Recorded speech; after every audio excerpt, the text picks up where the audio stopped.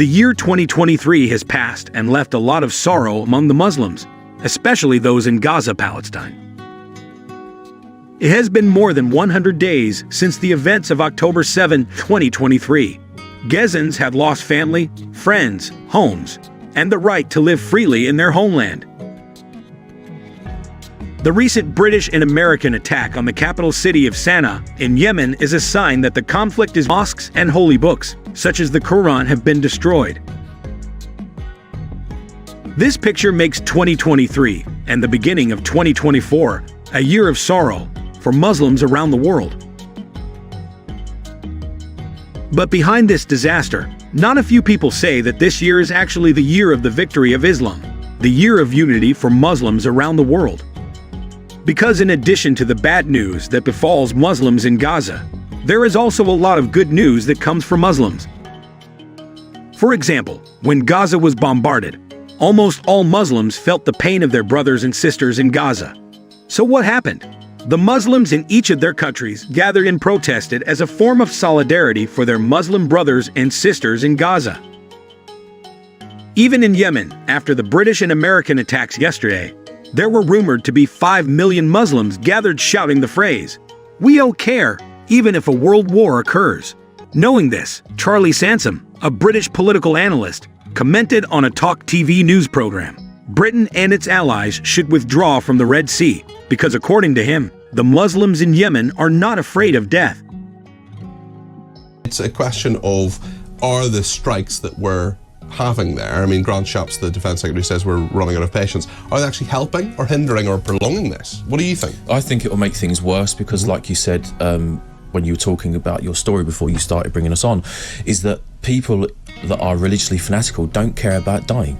And if that's their attitude, they're not going to stop. And I don't believe that if you change from the Houthis to Hamas to Hezbollah, that you're going to get a different sect pop up in the end.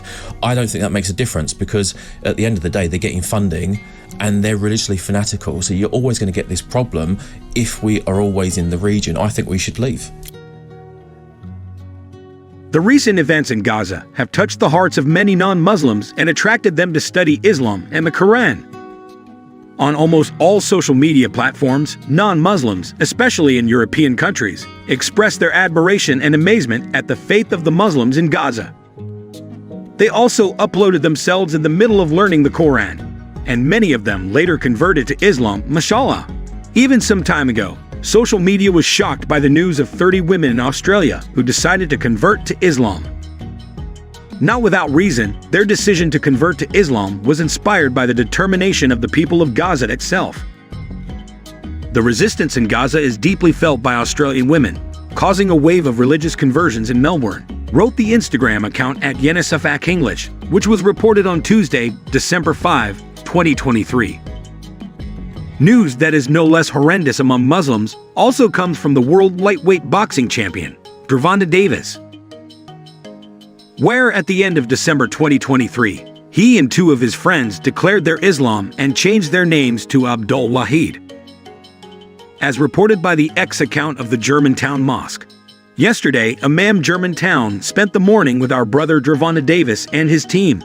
It was a beautiful meeting.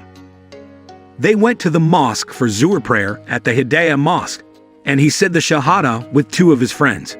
May Allah have mercy on them all, said the Imam of Germantown in his X account. Davis' conversion to Islam adds to the list of athletes who converted to Islam in 2023, following MMA fighters Amber Leibrock and Kevin Lee, who first declared their Islam.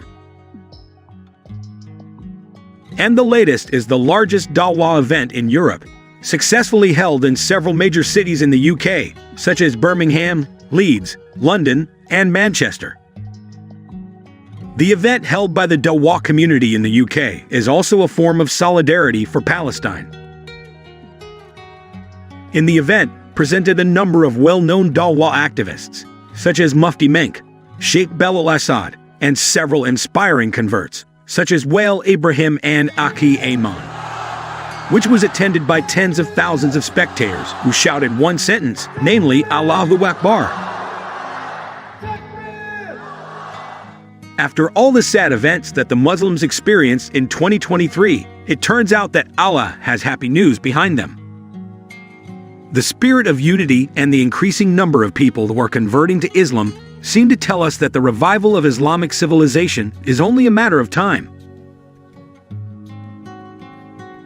They tried to erase Islam in the land of Sham, but they forgot about their own country, where Allah has multiplied those who are ready to defend Islam.